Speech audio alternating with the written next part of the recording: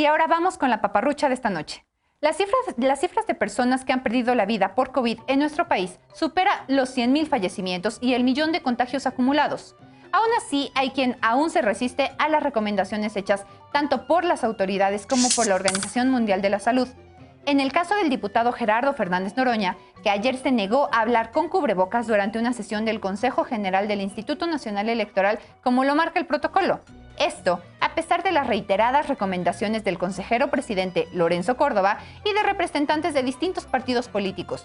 Noroña argumentó que lo querían amordazar, que no lo censurarían y que hablaría sin esa mordaza. Ante la negativa del legislador, Córdoba llamó a receso y el resto de la sesión, las y los participantes en la reunión se conectaron vía remota, dejando al petista solo. ¿Y cuál fue la respuesta de Noroña? Decir que había sido tratado como si tuviera peste. Además, dijo que el germen que tiene es el de la libertad. Hoy el presidente López Obrador dijo que Noroña, como cualquier ciudadano, estaba en libertad de usar o no el cubrebocas, pero desde aquí te llamamos a usarlo, pues según la Organización Mundial de la Salud, su uso junto con la sana distancia y el lavado frecuente de manos son la mejor medida para prevenir contagios. Muy buenas noches, soy Ana Villagrán y a nombre de Genaro Lozano te doy la bienvenida a Punto y Contrapunto. Ayer en el Senado se aprobaron dos reformas muy importantes para la Administración Federal. Dos reformas impulsadas por el gobierno de Andrés Manuel López Obrador desde su campaña. El retiro del fuero para el mandatario federal y para las y los legisladores. Prácticamente 2 años después de ser propuesto, la Cámara Alta aprobó que tanto el presidente como quienes integran la Cámara de Diputados y el Senado puedan ser juzgados durante el ejercicio de sus funciones. ¿Cuáles son las implicaciones de esta medida? Terminar con el fuero es acabar con la impunidad o dejar vulnerables a los funcionarios de primer nivel frente al riesgo de acusaciones infundadas.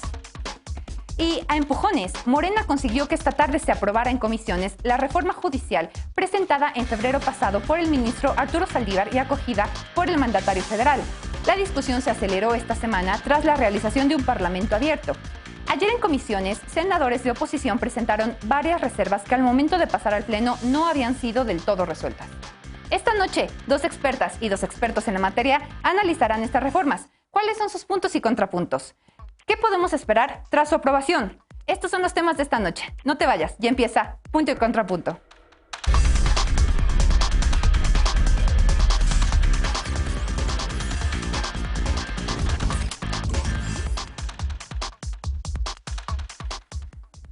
Esta mañana el presidente Andrés Manuel López Obrador agradeció al Senado la aprobación de la reforma constitucional que avala el retiro del fuero al Ejecutivo Federal durante su gestión en caso de traición a la patria, corrupción o cualquier otro delito.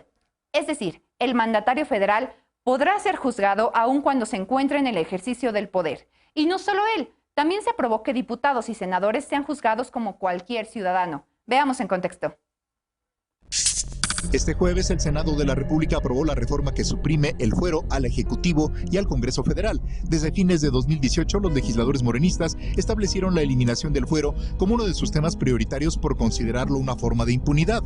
Quienes se oponían a la medida señalaron que es necesario para proteger la independencia de los funcionarios públicos frente a denuncias infundadas y confabulaciones políticas. Con 89 votos a favor y 23 en contra, este jueves, el Senado aprobó suprimir el fuero al presidente de la República. Durante el tiempo de su mandato, el mandatario federal podrá ser imputado y juzgado por traición a la patria, hechos de corrupción, delitos electorales y cualquier otro delito. Para que proceda una demanda en su contra, deberá ser acusado ante el Senado, que resolverá si la imputación es viable o no. El proyecto, aprobado con 89 votos a favor y 23 en contra, fue enviado a las legislaturas de las entidades federativas para sus efectos constitucionales. Los senadores también votaron a favor de que, durante el tiempo que dure su encargo, las y los integrantes de las cámaras de diputados y senadores puedan ser imputados y juzgados por cualquier ilícito. Luego de su aprobación, la reforma fue remitida a la Cámara de Diputados para sus efectos constitucionales. Hasta ahora, la Constitución establece que las y los funcionarios de primer nivel no pueden ser sometidos a procesos judiciales gracias al fuero, y para perderlo deben enfrentar un juicio político aprobado por ambas cámaras. Punto y contrapunto. Y para debatir esta noche nos acompaña Luisa Conesa, abogada y activista. Buenas noches, Luisa. Hola, buenas noches. Muchas gracias por la invitación. Saludos a todos. Gracias. También está desde la sana distancia Sergio Delgado Fernández, abogado litigante. Buenas noches, Sergio. ¿Qué tal? Buenas noches. Mucho gusto con todos y gracias por la invitación. Qué gusto. Rebeca Ramos, directora de Gire. Buenas noches, Rebeca, bienvenida. Hola, buenas noches, un gusto, saludos a todas. Y Javier Martín Reyes, académico del CIDE. Buenas noches a todas y todos. Hola, ¿qué tal? Buenas noches, Ana, y buenas noches a todas y todos. Pues definitivamente creo que estamos frente a uno de los temas más polémicos que nos vamos a enfrentar en el sexenio y pues eso ya es decir bastante. Yo no sé cómo están viendo pues este tema que tanto prometieron durante la campaña, pues la cuarta transformación. Vamos a empezar contigo, Rebeca. ¿Qué es lo que piensas? ¿Cómo tenemos que entender las y los mexicanos pues esta discusión? Yo creo que es muy importante saber que el tema del fuero no agota el tema de la impunidad y que al contrario, no necesariamente que exista esta reforma implica que vaya a haber un mayor acceso a la justicia y un mayor control sobre los actos de gobierno, en el caso del presidente de la República o en el caso de los legisladores federales, y sí se corre el riesgo de que acabe siendo utilizada como una herramienta política más allá de un verdadero acceso a la justicia. Entonces, me parece que los cambios y la transformación que este país necesita en términos de acceso real a la justicia, pues no necesariamente van por esta vía. Definitivamente, como señalas, este intento de quitar el fuero, pues llevábamos años escuchándolo y es la primera vez que nos estamos aproximando pues realmente a la posibilidad. Pero realmente, ¿tú qué piensas, Sergio? ¿Crees que el fuero entonces ahora nos va a acercar a las y los mexicanos a sentir que los diputados o los gobernantes ya no son intocables? Pues realmente creo que hay que distinguir entre realmente eliminar el fuero y modificar el fuero, que es lo que realmente está sucediendo en este caso. Considero que, bueno, es plausible y creo que da mayor acceso a la justicia el hecho de que los gobernantes, los servidores puedan ser juzgados por delitos que pues, ciertamente afecten al país. Sin embargo, considero que, como bien dice Rebeca, esta herramienta puede ser utilizada como una herramienta política para adversarios, máxime tratándose de la mayoría que tiene el presidente, el grupo parlamentario de Morena en el Senado y en diputados, ¿no? Y en este sentido, también creo que es importante destacar el sentido de que actualmente el juicio político se encuentra muy limitado en cuanto a las herramientas jurídicas que tienen los servidores que pueden hacer valer frente a este acto y pues de no regularlo o establecer pues esas limitantes hacia su enjuiciamiento, pues se les puede dejar en cierto estado de vulnerabilidad e indefensión. Creo que también es importante que esto pues, no sea utilizado de una mala manera y pues bueno, creo que es importante tener esto en cuenta a la hora de aplicar esta figura. Esos cambios. Luisa, ¿tú coincides con Sergio respecto a que ahora crees que la oposición pues se encuentre vulnerada en términos de que puedan utilizar esta desaparición de su fuero para atacarlos o hacerlos sentir agraviados? ¿O crees que todo va a seguir igual? Bueno, a ver, creo que tal y como dice bien Sergio, este mito, esta leyenda urbana de que se elimina el fuero no es cierto. O sea, se amplía el catálogo de delitos por los cuales pueden ser procesados. Entonces, nuevamente, parece una medida sensacionalista, ¿no? En la cual estamos diciendo, no, ya ahora sí hay un cambio sustantivo y todo el mundo puede ser perseguido y no hay privilegios y no hay un trato especial, pero pues esto no es así. Y también es importante recordar por qué existe el fuero. Y sí hay una razón justamente para que no sea utilizado como una herramienta política, que durante el encargo las personas tengan cierta protección, también tienes, bueno, inviolabilidad de las decisiones, en fin, o sea, tiene ciertas protecciones que deben tener una salvaguarda para que quienes detentan estas posiciones de voto popular puedan ejercer libremente su encargo. Sí hay una racionalidad.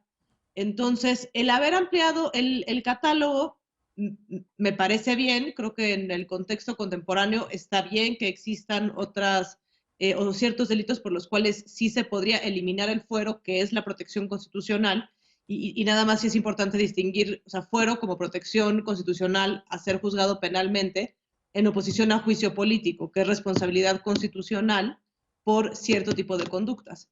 Entonces, yo diría, bueno, a priori, bien que se amplíe el catálogo de delitos, puede ser utilizado como una herramienta política, claro, como todo, y creo que pues aquí, como siempre, tendrá que ver mucho el escrutinio de la sociedad, ¿no? O sea que un punto de vista como mucho más reflexivo para un uso adecuado y sobre todo una buena comunicación que no sea fake news.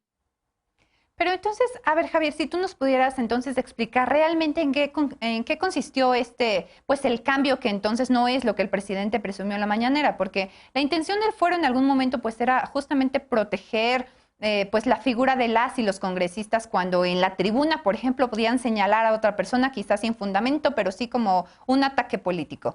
Entonces, si el fuero va a seguir protegiendo esto, entonces realmente ¿cuál fue el cambio? Ya, yo me sumaría a lo que ya apuntaba esta Luisa, ¿no?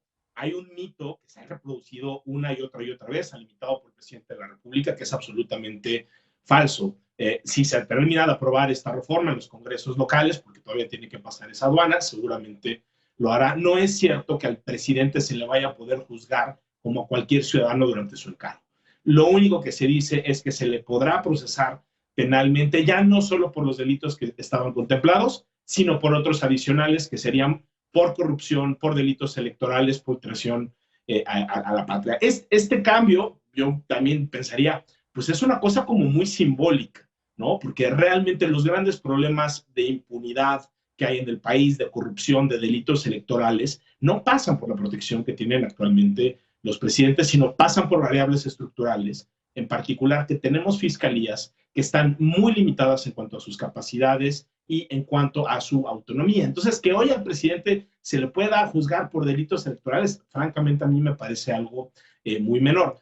Hay esta otra parte que ya también la apuntaba Luisa, que a mí sí me parece que es más preocupante. La Constitución protege a los legisladores para que no se les pueda reconvenir por las expresiones que realizan en el desempeño de su cargo. Y en esa medida, esa sí es una protección importante, porque lo que hace es darles autonomía y libertad para ejercer su función, y quitárselas ahí sí creo que estaríamos entrando en otro terreno, pero en resumidas cuentas ya se apuntaba, solo es una ampliación del catálogo de delitos para que ahora sean electorales, corrupción y demás. Es un cambio muy limitado, mucho más simbólico y no resuelve creo que el problema de fondo. Entonces, por ejemplo, Rebeca, ¿tú cuál considerarías que tendrían que ser entonces los cambios pertinentes para avanzar en esta materia o todo debería quedarse como está? No, a ver, yo creo que, o sea, justo hay que tomarnos en serio el tema de la impunidad. Vamos a hablar ahorita más adelante sobre el tema de la reforma al Poder Judicial de la Federación, pero la crisis de impunidad y de corrupción que actualmente estamos viviendo en el país, ya se señalaba, pasa por factores estructurales. A mí, por ejemplo, me preocupa mucho el desmantelamiento y pues ciertas afectaciones que en los últimos años ha sufrido todo el sistema de acceso a la información pública. Ahí veo un control muy importante, lo que ya se apuntaba hace unos momentos en términos de las fiscalías, no únicamente a nivel federal, sino a nivel local. ¿Qué tantas herramientas se tiene efectivamente para poder utilizar el sistema de justicia acusatorio? Y si ahí nos vamos a otro tipo de materias que tienen que ver con cuestiones civiles, administrativas, me parece que ahí es donde tenemos los retos más grandes en términos de acceso a la justicia y de controles efectivos al actuar de las autoridades, y entender también que pues las autoridades no se agotan en el presidente de la República, ¿no? Creo que en estos últimos años ha habido una concentración enorme en la figura del presidente de la República, y eso ha minado de alguna manera también pues toda la responsabilidad que hay a nivel institucional, no únicamente a nivel del gobierno federal, sino también a nivel de los gobiernos estatales y municipales, Entonces yo creo que más bien por ahí tendríamos que estar, y ha habido un trabajo enorme de muchísimos años desde la academia, desde las organizaciones de la sociedad civil, desde el gremio de litigantes, justo para pues acabar con estos temas que estamos viviendo en el país actualmente. Definitivamente muy interesante cómo lo planteas en términos de la diferencia que existe, por ejemplo, de la concepción del presidente y de las y los diputados, porque regularmente la sociedad pues está molesta más como por la impunidad o como por este halo de poder protector que tienen sobre todo las y los diputados. En ese sentido, la aplicación del fuero, pues ¿cómo considerarían que entonces tendría que ser transmitida para las y los ciudadanos, Javier? Es decir, para que la gente pues realmente permee la idea de que la impunidad no forma parte del cargo. Ya, yo creo que aquí es una batalla complicadísima, porque también hay que reconocer que las legisladoras y los legisladores pues también se han ganado un poco a pulso ese desprestigio que tienen. Creo que a final de cuentas aquí lo que estamos viendo, y lo digo con todo respeto, pues es una medida pues, de populismo punitivo puro, ¿no? Es esta lógica de decir que como cambiamos la Constitución y ahora penalmente se podrá proceder en contra de más delitos, lo único que hace es capitalizar ese descontento, creo que muy legítimo que hay en contra de las y los legisladores. Y lo que tendríamos que hacer, pero es mucho más complicado, es precisamente estar hablando, y ya lo apuntaba Rebeca, de cuáles son esos grandes problemas que tiene la Procuración de Justicia en México. O sea, hoy en día creo que pues es evidente que el grueso de los delitos que afectan el día a día de las y los ciudadanos están en el ámbito local. Eso le toca a las entidades federativas. El avance que hemos visto en términos de fiscalías es completamente dispar. Hay fiscalías que hacen bien el trabajo, hay muchísimas que no lo hacen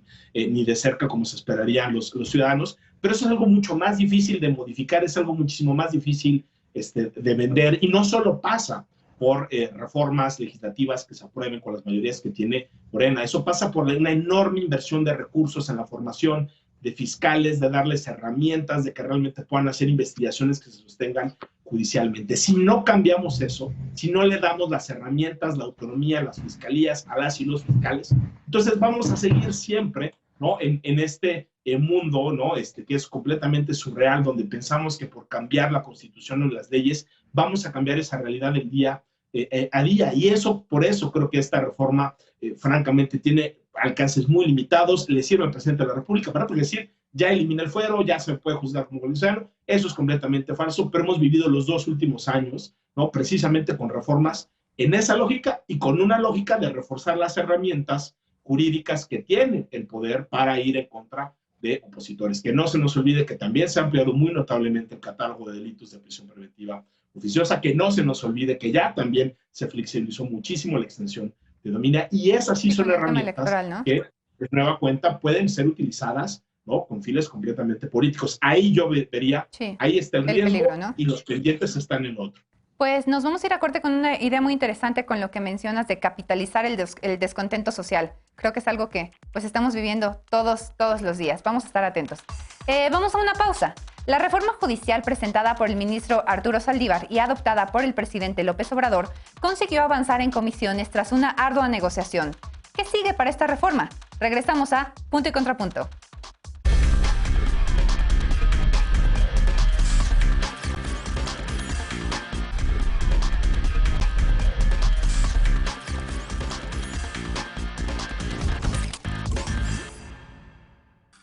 Pues esta definitivamente una discusión bastante interesante. Los posicionamientos tanto de los que estaban a favor como los que estaban en contra, pues planteaban cosas muy, pues yo creo que en algunas cosas buenas, pero en otras sí preocupantes. En ese sentido, Luisa, ¿cómo tenemos que entender realmente esto? El tema de los amparos directos sí nos tiene que poner a pensar que pues el presidente termine como con esa facultad exclusivamente él, el presidente de la Corte. Sí. A ver, creo que son varias cosas. Entonces tú me dices, oye, esto es un problema social gravísimo de administración de justicia, el tema de que se le haya dado esta regla de infalibilidad, de que el presidente cuando admite los amparos directos en revisión o desecha, lo hace de manera perfecta. No me parece que sea un problema grave en términos de la justicia. Para el contexto muy específico de lo que representa el amparo directo en revisión para la justicia, sí es un problema, pero digamos, en un contexto más amplio de la justicia es muy marginal.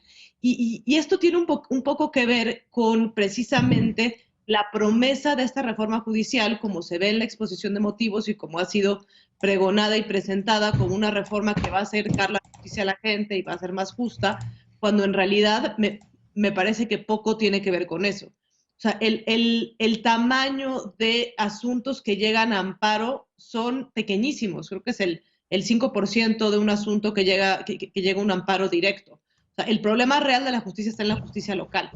Está en la manera en cómo se administra, cómo se designa, los presupuestos, cómo se preparan las personas. Entonces, si pensamos que esta es una reforma que nos va a acercar más a la justicia en sentido amplio, creo que estamos caminando hacia el lugar incorrecto. Ahora bien, lo que sí me gustaría destacar de la reforma, o alguna cosa como para empezar este tema, es que es una reforma que vale no tanto por lo que dice, sino por lo que no dice.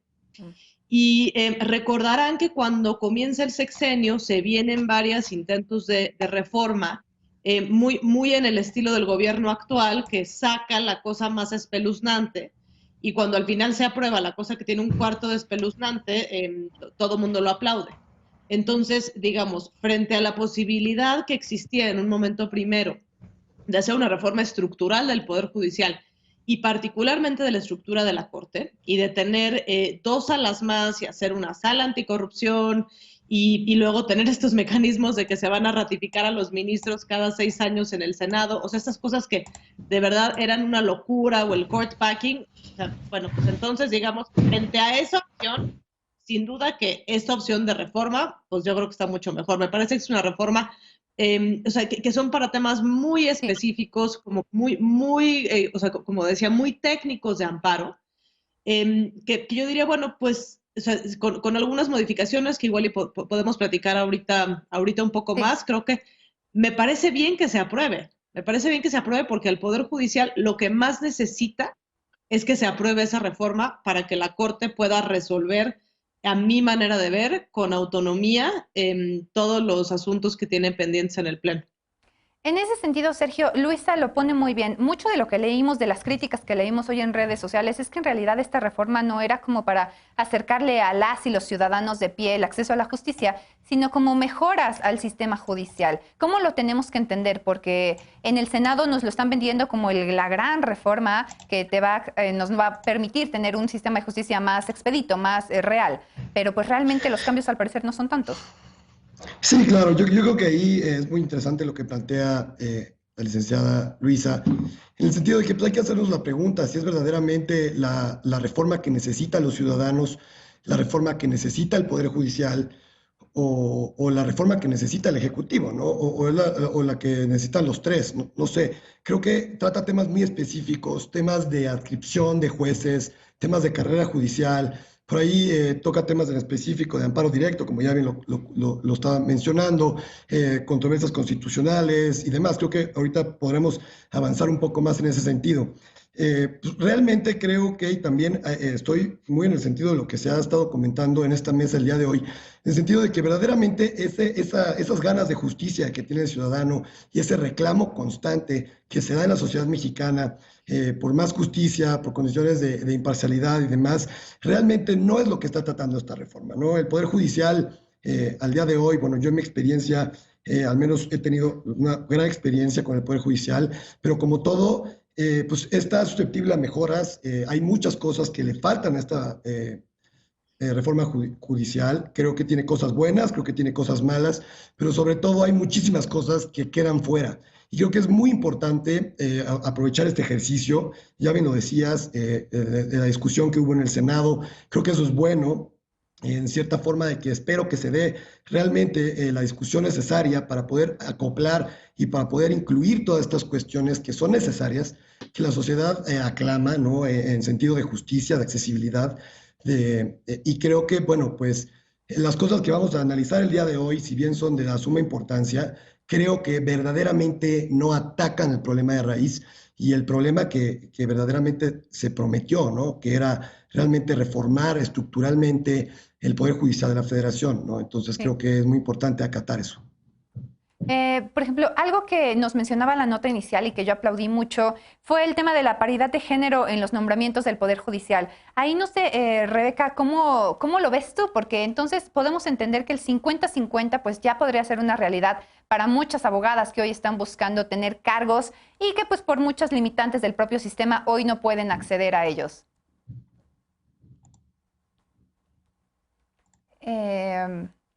No, Rebeca. Bueno, tú, Luisa, ¿cómo lo estamos viendo ahí? El tema del 50-50 definitivamente es algo que estamos buscando pues en todos los espacios públicos y habíamos observado un poder judicial muy reticente a entrarle a esto porque escuché muchas voces que decían, no, es que aquí se entra por capacidad y no solo pues por el tema del género, pero desde afuera pues podríamos decir que es un avance de lo que se está aprobando en el Senado. Sí, a ver, el Poder Judicial se ha caracterizado pues en una parte por su tradicionalismo, en una parte por su machismo y su falta de perspectiva de género. Creo que una cosa que sí hay que aplaudirle al ministro presidente son los esfuerzos que ha hecho desde ese lugar. Ayer se publica el manual para juzgar con perspectiva de género que viene desde la Corte, un manual muy completo, muy contemporáneo, muy acucioso. Entonces, creo que están habiendo avances importantes, ¿no? Que haya paridad, creo que siempre y cuando esté acompañado de precisamente de tener condiciones para, uno, pues, que las mujeres tengan el mismo acceso en términos de educación, en términos de oportunidades, en términos de toda la infraestructura que se necesita para lograr un plan de vida, que si tú quieres ser jueza, pero además puedas ser madre, que no tengas que escoger entre lo uno o lo otro. O sea, me parece que si están todas esas condiciones dadas, la paridad está muy bien. Sí. Pero la paridad por la paridad, a mí me parece que no es una buena regla, porque tienes que estar las condiciones para que lleguen las mejores mujeres, no para que lleguen por ser mujeres. Sí, claro. O sea, las mejores tomadoras de decisiones, ¿no? Exacto, exacto. Pues me parece que es todo un reto, pero yo me acuerdo que una vez iba justamente en un taxi y escuché por primera vez una convocatoria donde decía esta convocatoria está exclusivamente dirigida a mujeres. Creo que va a ser un cambio bueno para el Poder Judicial.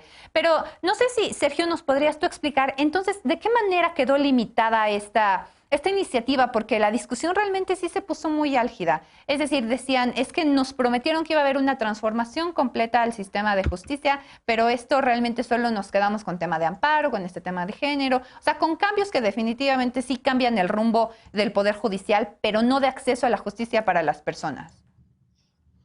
Exacto, yo creo que esta iniciativa, esta reforma, trae consigo muchos temas de la carrera judicial, del quehacer del Poder Judicial. Habla mucho de cuál es el quehacer también y la injerencia que tiene el Consejo de la Judicatura Federal como este órgano que se instituye, ¿no?, de administración del mismo Poder Judicial y demás.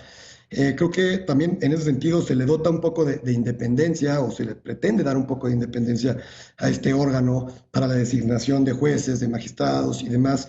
Pero creo que de nuevo, y retomo, ¿no?, creo que lo que hemos estado comentando desde un principio, creo que hay que ser muy cuidadosos por querer lograr cosas buenas, dar pie a cosas que pueden salir contraproducentes en este tema, porque verdaderamente lo que debe de abocar a una reforma judicial es dotar a los ciudadanos de una justicia más rápida, más pronta, más eficaz, ¿no?, más allá de temas que, si bien son importantes, ¿no?, creo que la importancia es de qué manera podemos llevar a más personas justicia y de qué manera podemos pues, realmente arreglar este problema o mejorarlo, ¿no? Yo creo que el Poder Judicial de la Federación a la fecha tiene muchísimas bondades, pues, por así decirlo. Creo que muchísimos de los grandes cambios que se han dado en el país han sido de la mano del Poder Judicial. Y como todo, esta reforma viene a cambiar las formas de hacer el derecho constitucional, y pues es de la suma relevancia, ¿no? Una reforma constitucional que de esta calidad yo creo que no se ha dado desde el 97. Es muy probable que que a partir de esta reforma cambiemos de época, de la 10ª a la 11ª, y por eso hay que también verlo desde esta perspectiva, ¿no? Y también analizar tanto el legislador como los ciudadanos y justamente pues darle vida a estas mesas de discusión para que todas las peticiones y cosas que han faltado pues verdaderamente puedan llegar al cambio y se pueda aprovechar este ejercicio democrático para realmente eliminar de raíz el problema que tenemos. Sí. Rebeca, te preguntaba hace ratito cómo lo veías en tema de perspectiva de género, pero me gustaría también que nos dijeras pues tu panorama general de esto. ¿Va a servir? ¿Es un avance? ¿Está limitado? ¿En qué momento nos vamos a encontrar entonces después de esta reforma? Yo creo que sin lugar a duda y coincido totalmente con el avance y lo que ha significado para la garantía de los derechos el Poder Judicial de la Federación y dotar y tener algunas herramientas para mejorar el acceso a la justicia a nivel federal. Es de suma importancia y creo que estamos frente a un reto importante, pero también una oportunidad de pues acercar de una mayor manera la justicia a las personas. Sin embargo, como ya Luisa comentaba hace algunos momentos, quienes llegan, los casos que llegan al amparo y más a la Suprema Corte de Justicia, pues en términos numéricos son muy pocos. Entonces, si de verdad queremos que haya una garantía de los derechos y en términos de derechos de las mujeres, en términos de perspectiva de género desde el derecho, hace falta, el camino por recorrer es enorme.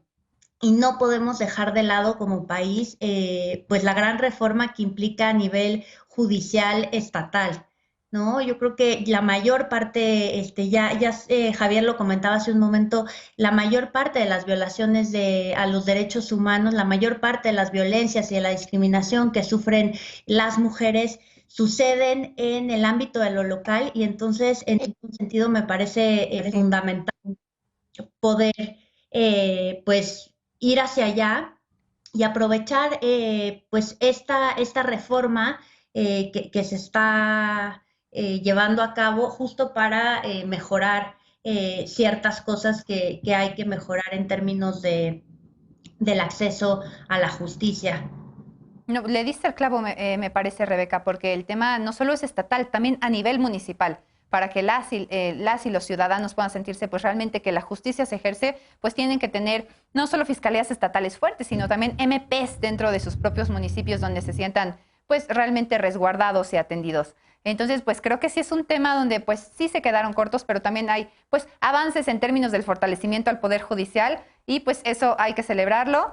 Pues vamos a una pausa. Ahora, con grandes esfuerzos, la mayoría morenista consiguió que la propuesta de reforma al Poder Judicial fuera aprobada en comisiones y pasara al Pleno. ¿Cuáles son los siguientes pasos para la iniciativa que busca un Poder Judicial más paritario, justo y honesto? Regresamos a Punto y Contrapunto.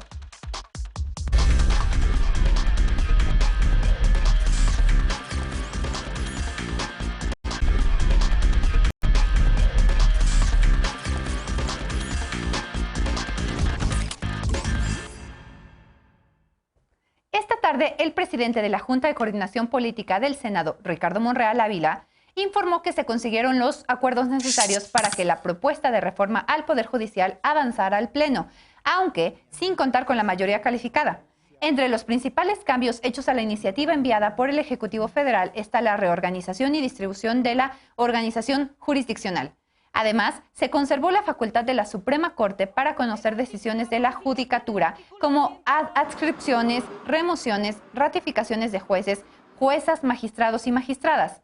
El Consejo de la Judicatura también podrá conocer y resolver asuntos de órganos jurisdiccionales relacionados con violaciones graves de derechos humanos y los estados podrán impugnar a través del amparo normas o actos de la autoridad federal siempre y cuando afecten su soberanía. El ministro presidente de la Suprema Corte de Justicia, Arturo Saldívar, ha señalado que la propuesta busca que todas las personas tengan acceso a la justicia federal, elevar la calidad de las sentencias, la paridad de género y profesionalizar la carrera judicial.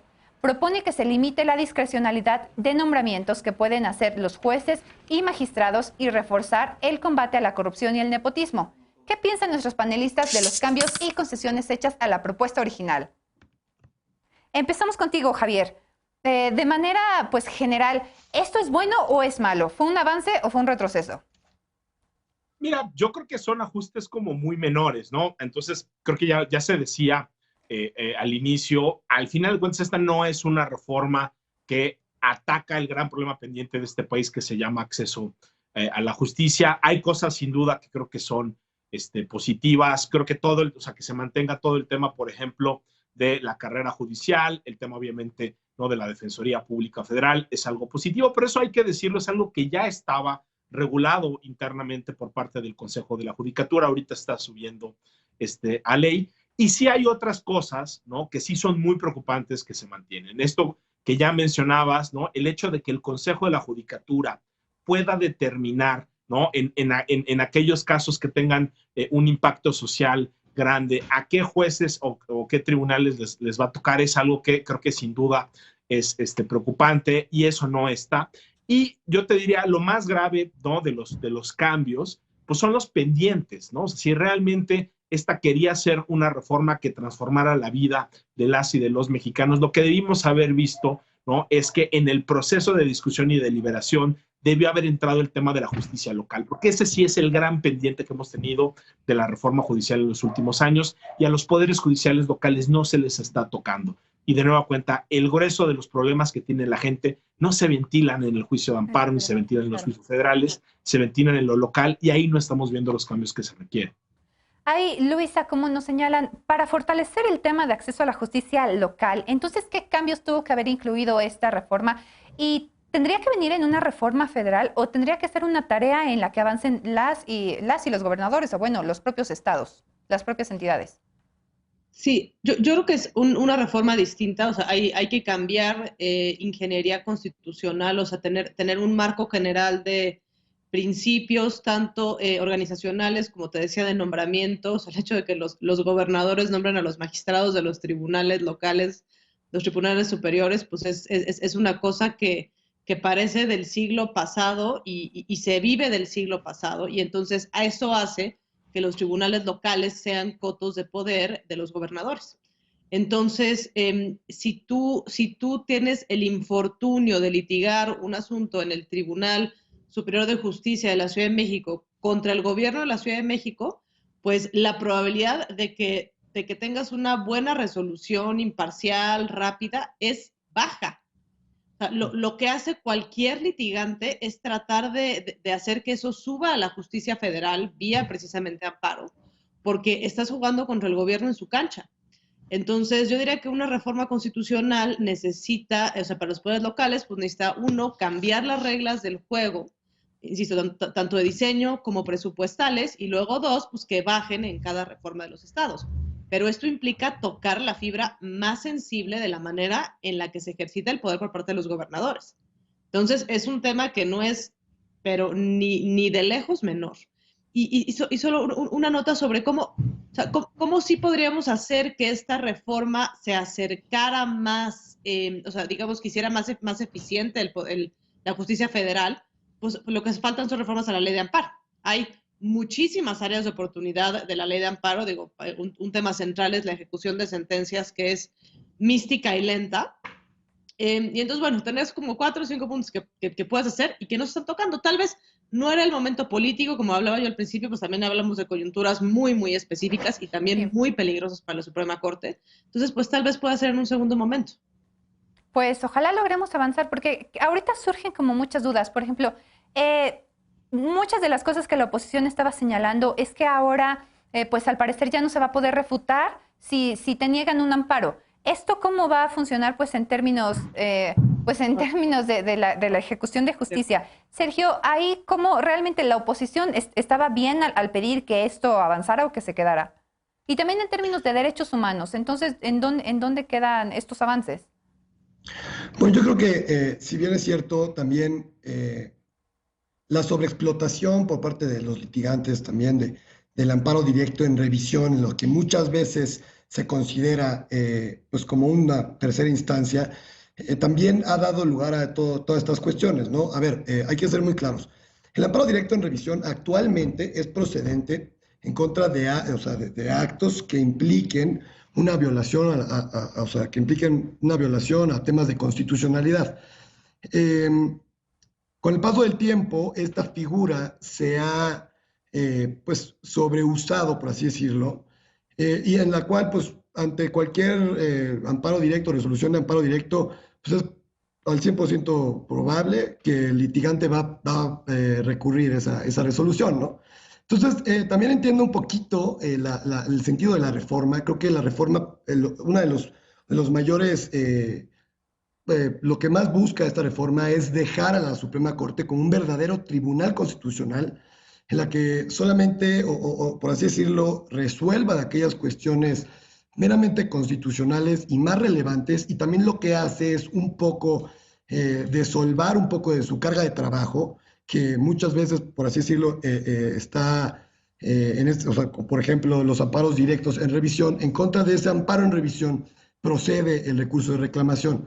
Entonces, el peligro que aquí tenemos, como bien lo hemos estado apuntando, es que la persona quien va a determinar si un asunto es de un interés excepcional, como ahora lo plantea la reforma, pues va a ser el presidente de la Suprema Corte, ¿no? Entonces, la infalibilidad de las decisiones de una persona que es el presidente de la Suprema Corte, creo que pone en riesgo también el derecho de los ciudadanos de poder, pues, que realmente esa decisión del interés excepcional de su instancia, de su derecho, sea realmente discutido en manera colegiada, ¿no? Yo me refiero, creo que, y para ser concreto con tu pregunta, creo que está bien que se haga un acote de los casos que lleva la Suprema Corte. Sin embargo, creo que no puede eso permitir o dar puerta a la arbitrariedad, ¿no? Y que esto implique, pues, una violación clara a los derechos. Creo que si lo que se pretende es pues que estos asuntos sean o elegidos en medida de su interés excepcional, creo que esa decisión debería, en dado caso, como una modificación, plantearse de manera colegiada y no de manera unilateral, como es lo que el proyecto está planteando, ¿no? Creo que es algo muy importante y que viene planteando esta reforma. Y Rebeca, por ejemplo, si empezáramos a pensar en un segundo momento como de lo limitado o de los límites que tiene esta propuesta, ¿hacia dónde lo tendrían que orientar nuestros senadores y senadoras? Yo coincido totalmente con Luisa en términos de reformar las reformas que se requieren en términos de la ley de amparo desde la experiencia de Gire en el litigio de casos que tienen que ver con el ejercicio de los derechos reproductivos. Pues hemos visto un montón de obstáculos que se han ido pudiendo sortear, algunos en términos, por ejemplo, de amparos para negativas de acceso a la interrupción legal del embarazo, y otra serie de candados que por pues la forma en la que se construyó originalmente el amparo sigue siendo una vía que no garantiza por completo el acceso a la justicia, sobre todo el ejercicio de los derechos constitucionales, de los derechos reconocidos a nivel constitucional. Entonces, me parece que por ahí tendría que ir en términos del juicio de amparo y insistir en el tema de la justicia local, ¿no? Sí creo que es fundamental que nos demos el espacio y la oportunidad de revisar el sistema constitucional como lo tenemos actualmente en términos de las facultades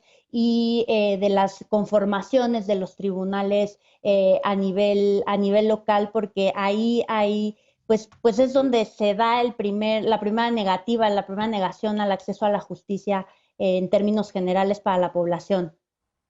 Sí, coincido nuevamente totalmente contigo en este tema, porque cuando una persona es agraviada y pues siente vulnerados sus derechos, la primera instancia a la que ocurre pues es justamente donde muchas veces son revictimizados de nuevo y donde se les niega el acceso a la justicia. Entonces, no sé si quisieran dar un comentario final justamente en este sentido, pues de las tareas pendientes para que las y los mexicanos puedan sentir la justicia más cercana a ellos. Bueno, yo creo que hay temas que quedan pendientes y que espero puedan ser retomados en el seno de la discusión de la Cámara de Diputados. Pues bueno, creo que algo muy importante que no se ha dejado de lado es el tema de los recursos. ¿Cómo se va a implementar esta reforma? Los transitorios de esta reforma dicen que no habrán mayores recursos para implementarla. Sin embargo, considero que pues, todo lo que se está planteando va a requerir de grandes esfuerzos por parte del Semanario Judicial de la Federación. Creo que se va a tener que redefinir la manera en la que se hace la jurisprudencia, también es una de las cosas que se plantea en la reforma, y que ciertamente los recursos para aplicar esta reforma no se están hablando. Entonces, creo que es muy importante este tema porque si no se va a quedar en una carta de buenos deseos. Y otro tema también que viene mucho relacionado y que también hace falta es el tema de la carrera judicial. En la carrera judicial ciertamente es muy necesario para obtener mejor justicia. Necesitamos obviamente a jueces mucho más preparados. Pero para eso también necesitamos a jueces y servidores públicos del Poder Judicial que sean también mejor pagados. Y esto viene muy en contra de todas las políticas que ha instaurado el presidente en contra del Poder Judicial, en la que se les ha bajado el sueldo, en la que se les ha quitado prestaciones laborales. Creo que para dar una mejor justicia se necesita no solamente mejores y mejores preparados, mayor preparados jueces y funcionarios del Poder Judicial, sino también creo que se debe de proteger también esos derechos pues, laborales que el día de hoy pues, están viendo mermados, ¿no? Entonces creo que para realmente dar un acceso a la justicia, para mejorar y que realmente esta reforma judicial implique un acceso mayor a la justicia, también debe haber esfuerzos importantes en transparencia que no se están hablando. Hoy por hoy las sesiones de los tribunales colegiados de circuito son prácticamente privadas, muchas veces se tienen que pedir vía información pública porque no son en vivo, no las puedes consultar. Igualmente pasa con las sesiones de la primera y la segunda sala del Poder Judicial, las sentencias, los criterios. Creo que si lo que queremos realmente es transitar a una justicia de precedentes, la que haya más acceso y mejor, pues realmente protección de estos derechos, hay temas de acceso, de cumplimiento, de la ley de amparo. Creo que hay muchísimas cosas que hacen falta y que deben de ser retomadas, pero pues bueno, espero que puedan avanzar en el procedimiento de discusión y que pues, se tomen en cuenta todas estas consideraciones para pues, realmente hacer una reforma judicial que realmente llegue a los ciudadanos, ¿no?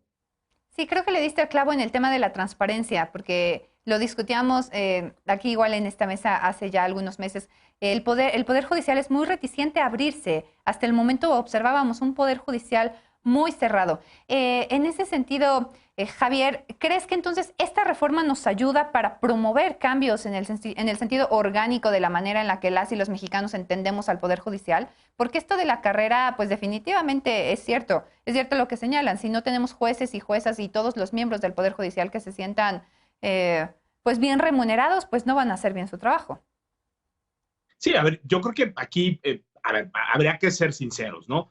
El Poder Judicial de la Federación, ¿no? Es sin duda mucho mejor que los poderes judiciales locales o el promedio de los poderes judiciales locales, con todas las reticencias, los problemas de nepotismo que los hay, de nombramientos, obviamente de acoso, sanciones y demás. Sí creo que el Poder Judicial de la Federación ha avanzado mucho. Hoy es un poder mucho más transparente, es mucho más vigilado, la calidad de las sentencias es mejor y tienen mayores garantías las juezas, los jueces, magistradas y magistrados. El gran pendiente es la justicia local.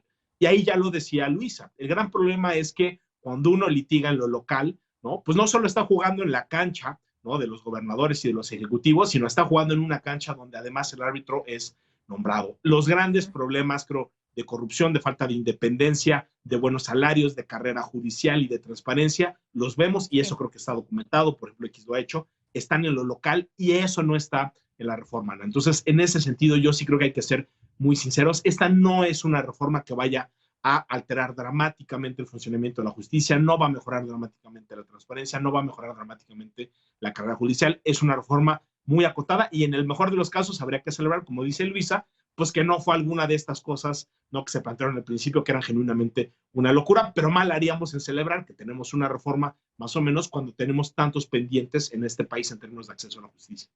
Sí, pues cerrar el bloque diciendo justamente que esperemos que el siguiente paso que siga en una reforma al Poder Judicial, pues trastoque justamente el tema de acceso a la justicia para las y los ciudadanos a nivel local. Vamos a un corte y regresamos con la paparrucha.